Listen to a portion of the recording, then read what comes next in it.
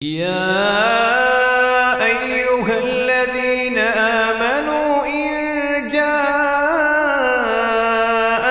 فاسق بنبأ فتبينوا أن تصيبوا قوما بجهالة فتصبحوا على ما فعلتم نادمين. بسم اللہ الرحمن الرحیم۔ وبقی بین الصحابہ والتابعین طبقات، صحابہ رضی اللہ تعالیٰ عنہ اور تابعین کے تک سند کے پہنچنے کے جو مسائل تھے ان کو بیان کرنے کے بعد پھر صحابہ اور تابعین کی تعریف بیان کرنے کے بعد دونوں باتیں پہلے اسباق میں بیان ہوئی ہیں۔ اب فرماتے ہیں کہ صحابہ اور تابعین کے مابین ایک طبقہ اور بھی ہے کہ جس کے بارے میں یہ اختلاف کیا گیا ہے کہ ان کو دونوں قسموں میں سے کس قسم کے ساتھ ملحق کریں، فی الحاقہم بأی القسمین، کہ دونوں قسموں میں ان کو صحابی شمار کریں یا ان کو تابعی شمار کریں، جس میں اختلاف کیا گیا ہے، اور وہ ہیں مخضرمون۔ خضر تو آپ جانتے ہیں کہ سبزے کو کہتے ہیں، گویا انہوں نے سبزہ اسلام کو پایا ہے اور بعد میں سبزہ ایمان کو بھی پا لیا ہے۔ مخضرمون، سبزہ ایمان کو بھی انہوں نے پایا اور سبزہ اسلام کو بھی پایا، البتہ نبی علیہ السلام کی زیارت کا شرف وہ نہیں پا سکے۔ الذین ادرکوا الجاہلیہ والاسلام، وہ ہیں جنہوں نے جاہلیت اور اسلام دونوں کے دور کو دیکھا، ولم یروا النبی صلی اللہ علیہ وسلم، مگر انہوں نے نبی علیہ السلام کی زیارت نہیں کی، آپ کی زیارت سے وہ محروم رہے۔ فعدہم ابن عبد البر فی الصحابہ، ایسے حضرات کو ابن عبد البر نے کیا کیا ہے، صحابہ میں شمار کیا ہے، الاستیاب میں انہوں نے صحابہ میں ذکر کر دیا۔ ودعا ایاز وغیرہ، قاضی ایاز رحمۃ اللہ علیہ اور دوسرے حضرات نے یہ دعویٰ کیا ہے کہ ان ابن عبد البر یقول انہم صحابہ وفی نظر، ابن عبد البر وغیرہ کہتے ہیں کہ وہ صحابہ تھے لیکن اس میں نظر ہے، یعنی غور طلب مسئلہ ہے، محل بحث ہے۔ لأن، اب دیکھیے یہاں میں پھر اشارہ کروں گا کہ فیہ نظرن کا جو لفظ ہے یہ اصطلاح محدثین میں کچھ اور ہے اور فقہاء اور اہل عرب ان کی نظر میں اس کا مفہوم اور ہے۔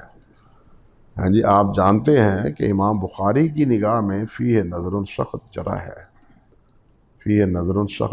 ہے، جبکہ فیہ نظر ہمارے فقہاء اور یہ دوسرے حضرات کے طبقات ذکر کرنے والے جتنے ہیں، وہ جب وہ فیہ نظر کہتے ہیں تو اس کا مفہوم صرف یہی ہوتا ہے کہ یہ بات محل غور ہے، نظر و فکر کی اس میں ضرورت ہے۔ فرماتے ہیں لأنہ، یہ اس لیے کہ لأنہ افصح، اس لیے کہ خود انہوں نے وضاحت کی ہے فی خطبۃ کتاب ہی، اپنی کتاب کے خطبے میں، مقدمے میں، کہ انما اوردہم لیکون کتابہ جامعا مستوعبا لأہل القرن الاول، کہ وہ ان کو ذکر کرے گا اپنی کتاب میں جامعا مستوعبا، ایسی کتاب جو جامع ہو اور تمام کا ذکر گھیرنے والی ہو، استیاب کرنے والی ہو، لأہل القرن الاول، قرن اول کے لوگوں کا۔ تو قرن اول خیر الناس قرنی، نبی علیہ السلام کے دور میں جو اہل اسلام ہوئے ہیں، گویا اسی وجہ سے حافظ ابن عبد البر رحمۃ اللہ علیہ نے یہ کیا کیا ہے، الاستیاب میں ان کو ذکر کیا ہے۔ یہ اپنی جگہ ایک کمزوری ہے۔ ایک کمزوری استیاب میں یہ بھی ہے کہ استیاب ہے تو صحابہ کے تذکرے پر، مگر اس پر حافظ سخاوی اور دوسرے حضرات نے یہ بھی نقد کیا ہے کہ وہ صحابہ کرام رضوان اللہ علیہم اجمعین کے جو مشاجرات تھے یا صحابہ کرام کے باہم آپس میں مخاصمات تھے، ان کا تذکرہ بھی ضمناً لے آتے ہیں، ان کا تذکرہ بھی ضمناً لے آتے ہیں۔ اور اسی وجہ سے اہل علم نے ابن عبد البر کی اس کتاب پر نقد کیا ہے کہ یہ کتاب آپ نے مناقب پر لکھی ہے یا مصالب پر لکھی ہے۔ بات سمجھے یا نہیں؟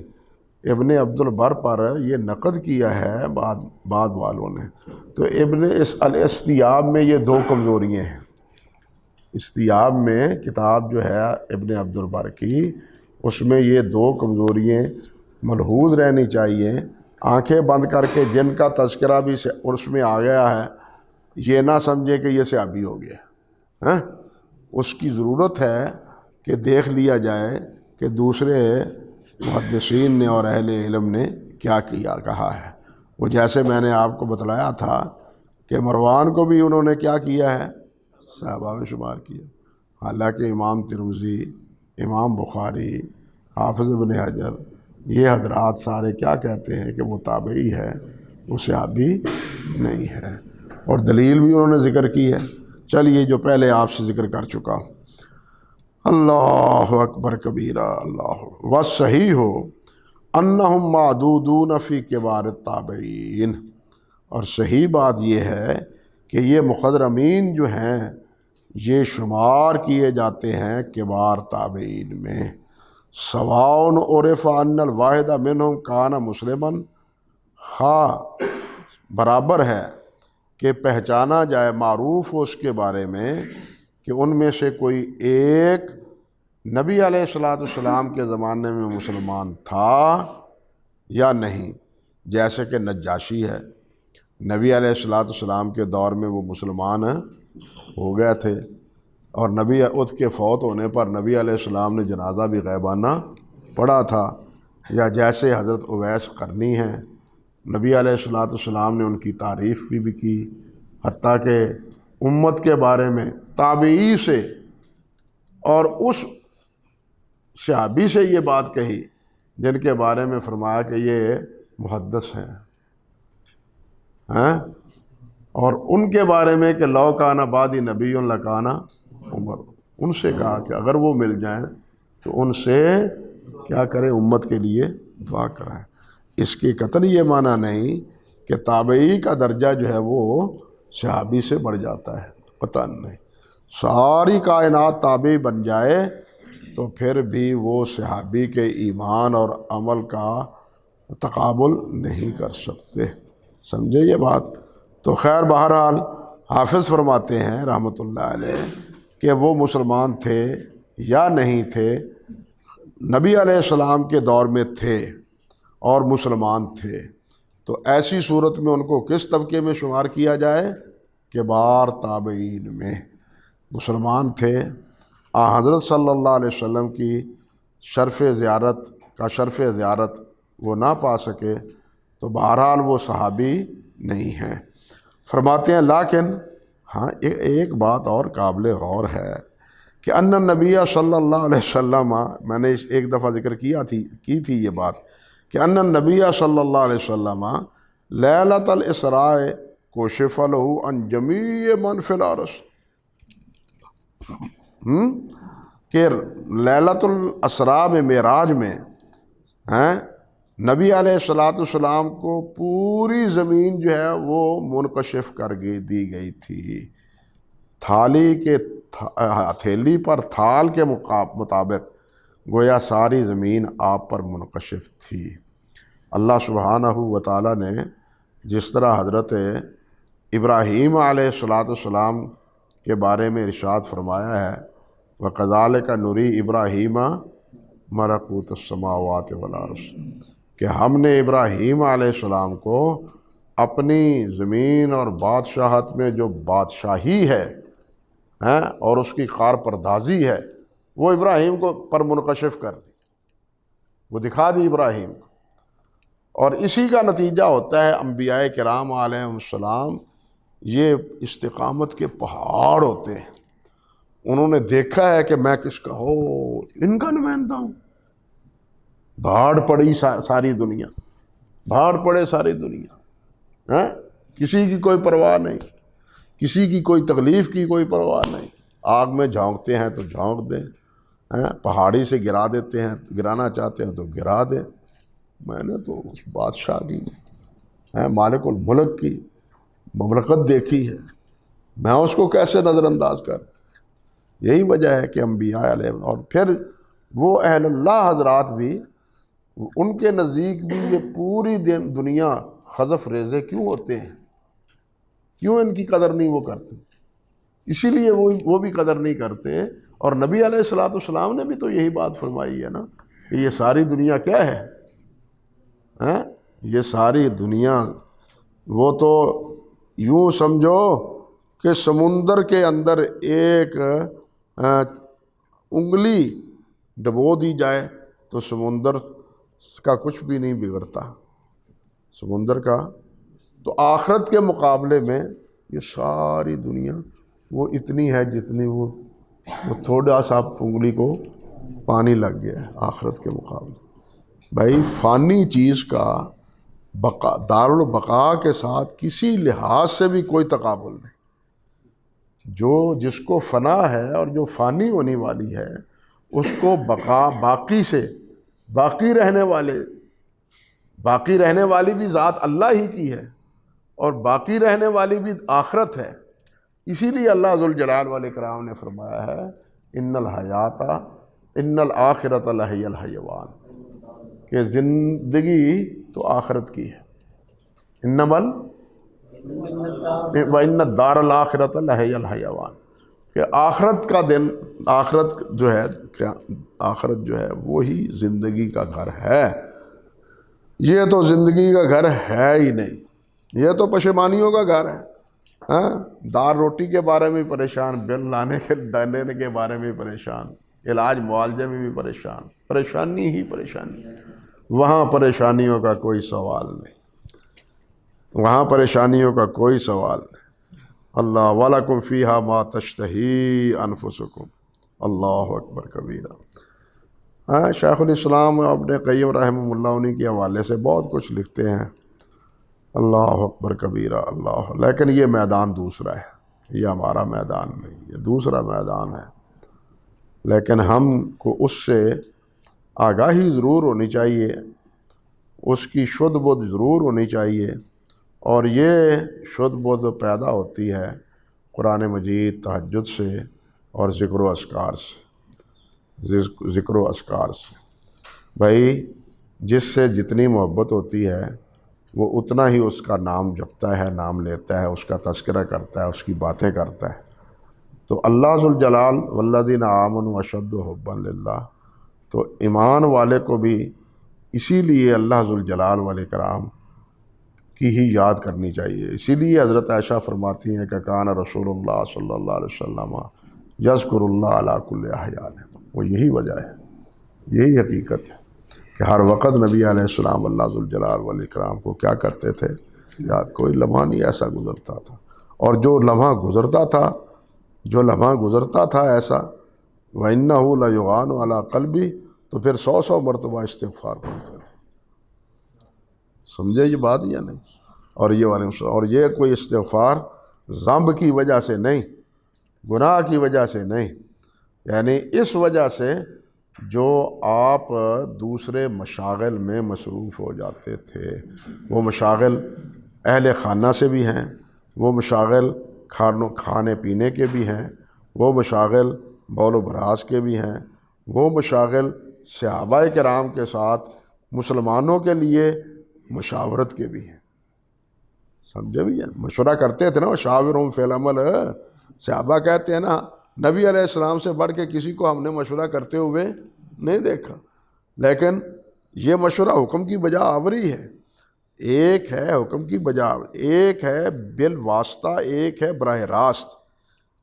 بالواسطہ یہ اطاعت ہی ہے، یہ بالواسطہ اطاعت ہی ہے، لیکن ایک اطاعت وہ ہے جو بلا واسطہ ہے، ظاہر بات ہے وہ افضل ہے، وہ بہتر ہے، وہ درجے اور مرتبے کے اعتبار سے کہیں فائز ہے۔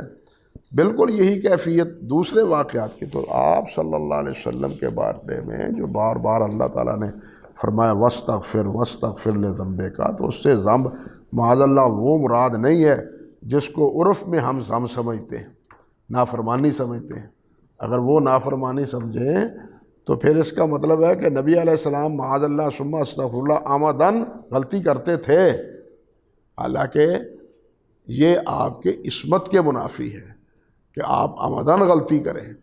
سہون ہو سکتی ہے غلطی، لیکن سہو پر بھی پھر استغفار ہوتا تھا، سمجھے نا؟ سجدہ صاحب میں بھی تو ہے ہی نا، سجدہ صاحب میں بھی تو ہے ہی نا، اور یہی وجہ ہے۔ اور ایک استغفار کا سبب یہ ہے میرے بھائیوں کہ انسان اللہ کی بندگی کما حقہ کر ہی نہیں پاتا، اللہ کی بندگی کما حقہ کر ہی نہیں پاتا، حتیٰ کہ ایک روایت میں یہاں تک ہے کہ قیامت کے دن فرشتے کہیں گے ما عبدناک حق کا عبادت کا، کہ ہم نے آپ کی عبادت کا حق ادا نہیں کیا، جن کو پیدا ہی اللہ نے عبادت کے لیے کیا، کسی اور شغل کے لیے کیا ہی نہیں۔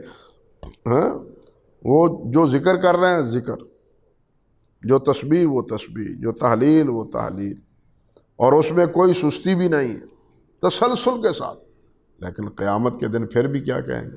ما عبدناک حق کا عبادت۔ تو یہ انسان یہ حق عبادت کیسے کر سکتا؟ ہاں، اللہ اکبر، اللہ اکبر۔ وہ امام صاحب کے بارے میں ایک قول ذکر کیا رد المحتار میں کہ بیت اللہ میں نبی انہوں نے ایک پاؤں پر کھڑے ہو کے آدھا قرآن مجید پڑھا ایک رکعت میں، اور ایک پاؤں پر کھڑے ہو کے آدھا نصف قرآن مجید پڑھا، اور ساتھ یہ بھی کہا اللہم عرفتو کا حق کا معرفت کا وما عبدتو کا حق کا عبادت کا فنودی من السماء ان اللہ غفر لک وغفر لمن تبعک۔ اللہ اکبر کبیرہ، یہ رد المحتار میں ہے، کیا کریں، ضمناً یہ بات بھی آ گئی۔ یہ اس قسم کے غلو جو ہیں اللہ معاف فرمائے، ان سے اللہ تعالیٰ محفوظ رکھے۔ لیکن اس میں یہ اس حقیقت کو تو اعتراف کیا گیا ہے، حالانکہ حقیقت یہ ہے کہ اللہ کی معرفت بھی کما حقہ نہیں، اللہ کی معرفت سے بھی ہم قاصر ہیں،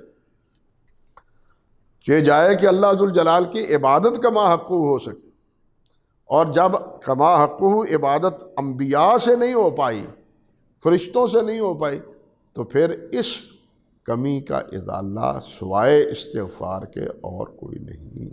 یہی وجہ ہے کہ سجدے کے بعد بھی، حالانکہ اقرب ما یکون العبد من ربہ وہو ساجد الیہ، کہ عاجزی کی انتہا کے باوجود بھی بیٹھتے ہی اللہ استغفر اللہ استغفر اللہ استغفر اللہ، نماز سے فارغ ہونے کے باوجود بھی پھر وہاں کیا ہے؟ استغفر اللہ، اللہ اکبر، استغفر اللہ استغفر اللہ۔ ہاں، وہ سورۃ مزمل میں ہے غالباً، جس میں اللہ ذوالجلال فرماتے ہیں تہجد والے جو ہیں پڑھتے ہیں، اور تہجد پڑھنے کے بعد پھر کیا کہتے ہیں؟ مجھ سے بخشش مانگتے ہیں۔ گناہ کا کام تو انہوں نے نہیں کیا، وہ تو شب بھر قیام میں گزارتے ہیں، ہاں، لیکن پھر بھی کیا کہتے ہیں کہ یا اللہ ہمیں معاف فرما، وبالاسحار ہم یستغفرون، وبالاسحار ہم یستغفرون۔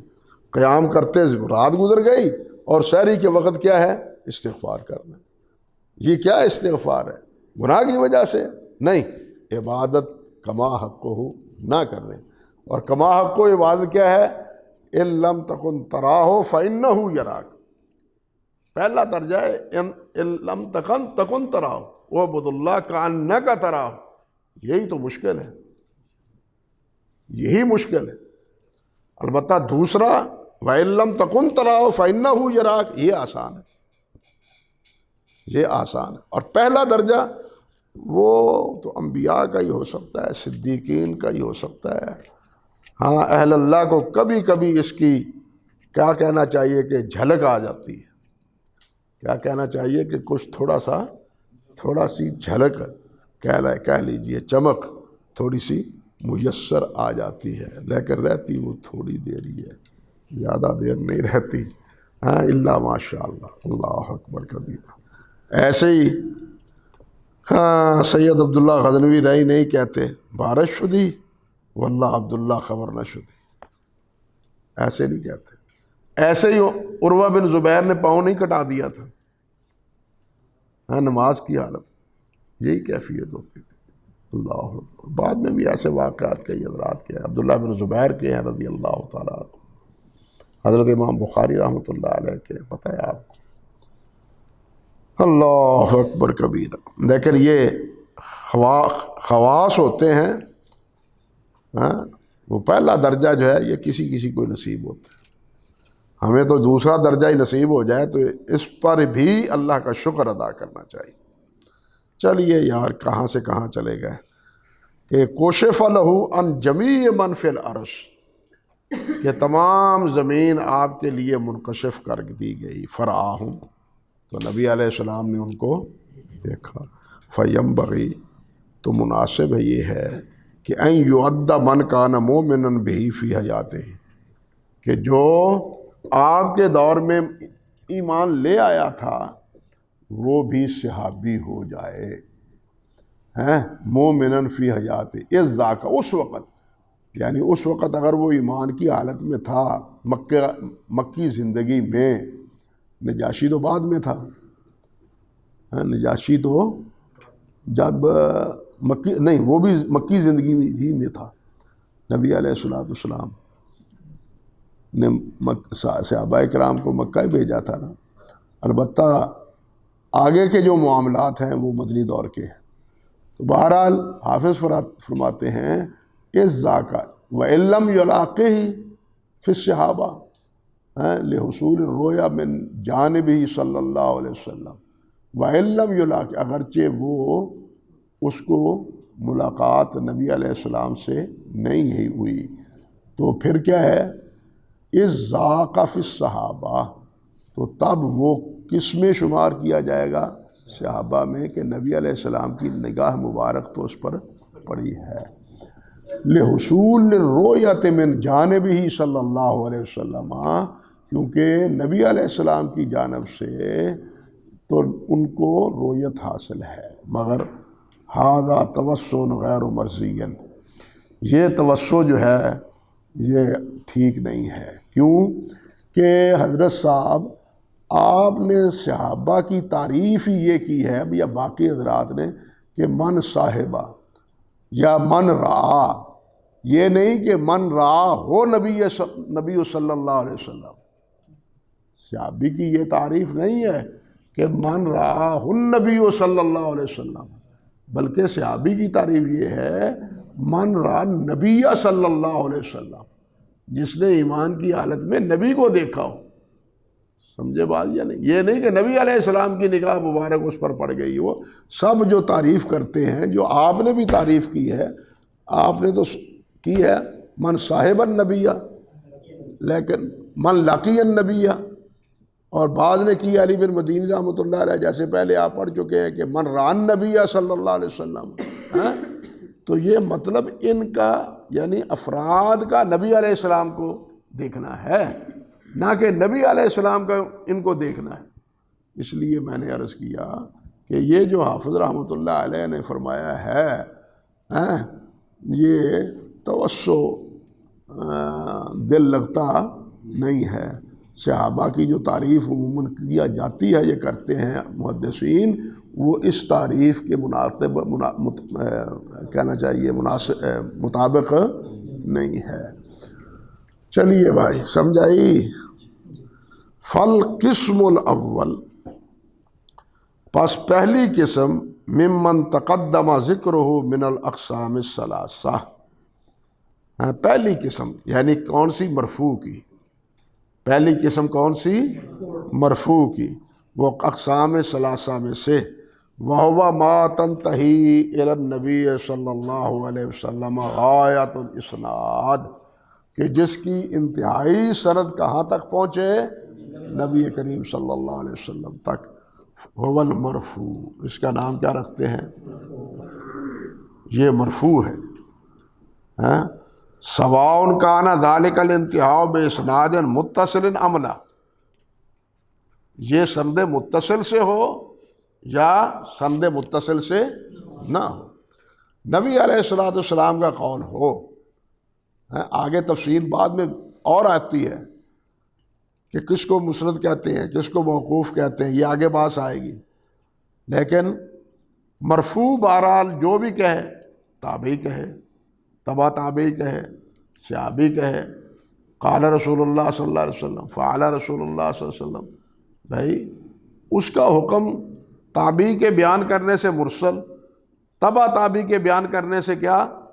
مقطوع، لیکن ہوگی تو مرفوع نا، بات سمجھے؟ ہے وہ مرفوع، سند کے اعتبار سے اس کا حکم بدل جائے گا، لیکن جب انتہا نبی تک ہے صلی اللہ علیہ وسلم تک، سند کا انتہا نبی علیہ السلام تک ہے، خواہ وہ تابعی کہے خواہ وہ صحابی کہے۔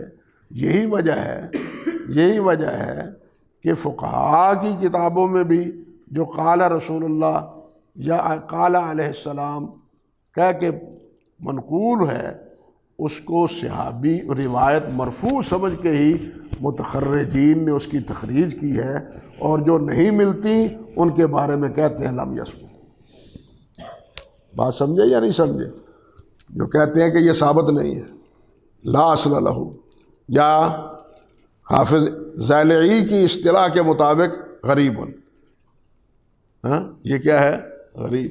یہاں ایک لطیفہ سناؤں، اللہ اکبر کبیر، یہ جو حافظ ذیلی کہتے ہیں غریب، اب آپ کے علم میں ہے کہ صحیح بخاری کی آخری حدیث بھی غریب ہے اور پہلی حدیث بھی غریب ہے۔ ہمارے ایک بہت بڑے شارح، لامع الدراری کے مصنف، حضرت بزرگ، بہت بڑے بزرگ ہیں، وہ کہتے ہیں دیکھو بخاری کی روایت بھی غریب ہے، اگر ذیلی ہدایہ کی روایت کو غریب کہہ دیتے ہیں تو آپ کہتے ہیں کہ یہ بے اصل ہے۔ اللہ اکبر کبیر، فَإِنَّا لِلَّهِ وَإِنَّا إِلَيْهِ راجعون۔ اب اس علم و فضل پر سوائے اِنَّا لِلَّهِ وَإِنَّا إِلَيْهِ راجعون کے پڑھنے کے اور کیا کہیں، کہ ایسے صاحب علم بھی یہ امتیاز نہ کریں کہ صحیح بخاری کی روایت غریب کا مسئلہ کچھ اور ہے، علامہ ذیلی کی جو اصطلاح ہے وہ کچھ اور ہے۔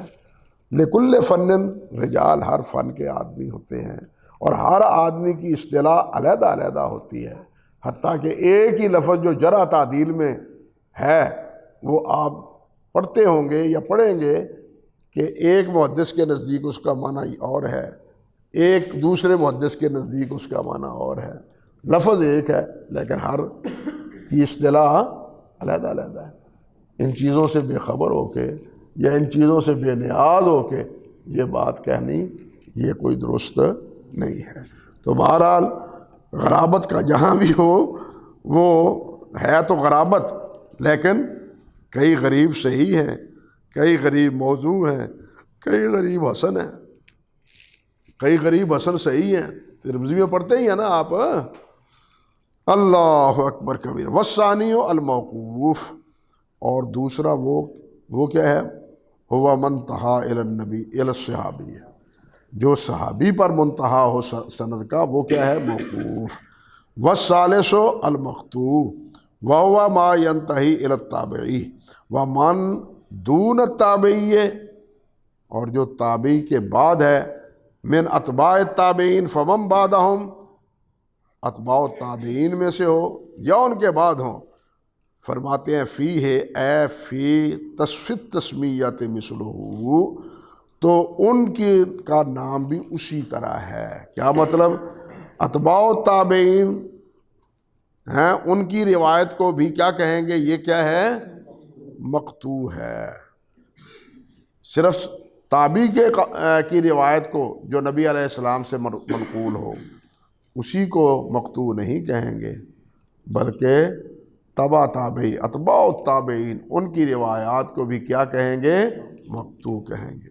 مثلہ اے مثل ما ینتہی الی التابعی فی تسمیت جمیع ذالک مقطوعا وان شئت قلت، اور اگر تو چاہتا ہے تو یہ کہہ دے موقوف علی فلان، کہ یہ فلاں پر کیا ہے؟ موقوف ہے، فلاں نے اس کو موقوف ذکر کیا ہے۔ فحاصلت التفرقۃ فی الاصطلاح، تو کہتے ہیں یوں پھر اصطلاح میں تفریق حاصل ہو جائے گی، کس میں؟ بین المقطوع والمنقطع، فالمنقطع من مباحث الاسناد کما تقدم، کہ منقطع وہ تو اصطلاح ہے سند کی، اور مقطوع یہ مبحث ہے متن کی۔ مقطوع کیا ہے؟ یہ مبحث ہے کس کی؟ متن کی۔ اللہ اکبر، موقوف بھی متن کی ہے، مرفوع بھی متن کی ہے، مقطوع بھی متن کی ہے، اور باقی جو ہے اس سے پہلے جیسے آپ نے ذکر کیا پڑھا ہے کہ وہ کیا ہے؟ منقطع یا مرسل، کیونکہ مرسل کو بعض منقطع بھی کہتے ہیں، کیونکہ مرسل کو بعض منقطع بھی کہتے ہیں۔ اللہ، بلکہ امام بخاری رحمۃ اللہ علیہ سند میں اگر مجہور راوی آ جائے تو اس کو بھی منقطع کہتے ہیں، مرسل بھی کہہ دیتے ہیں کبھی۔ تاریخ کبیر اگر آپ پڑھیں تو اس کی نظیریں آپ کو وہاں مل جائیں گی۔ اللہ اکبر کبیرہ۔ وقد اطلق بعضهم هذا فی موضع هذا وبالعکس، اور بعض نے اطلاق کیا ہے، استعمال کیا ہے، بولا ہے ہذا اس کو، فی موضع ہذا اس کے جگہ پر، یعنی مقطوع اور کیا ہے؟ منقطع، دونوں کو علیحدہ علیحدہ موقوع استعمال کیا ہے۔ وبالعکس، اس کی برعکس بھی، تجوزاً عن الاصطلاح، لیکن یہ اصطلاح سے تجاوز ہے۔ اصطلاح یہی ہے کہ تابعی بیان کرے تو وہ کیا ہے؟ مقطوع ہے، اور اگر صحابی بیان کرے تو وہ کیا ہے؟ موقوف ہے۔ تو یہ صرف صحابی اور تابعی پر کی بیان کی ہوئی کو بعض موقوف، بعض کیا کہہ دیتے ہیں؟ مقطوع کہتے ہیں، یہ نہیں، بلکہ صحیح یہی ہے کہ صحابی کے موقوف کو کیا کہیں گے؟ ہم کیا کہیں گے؟ موقوف کہیں گے۔ اللہ اکبر کبیرہ۔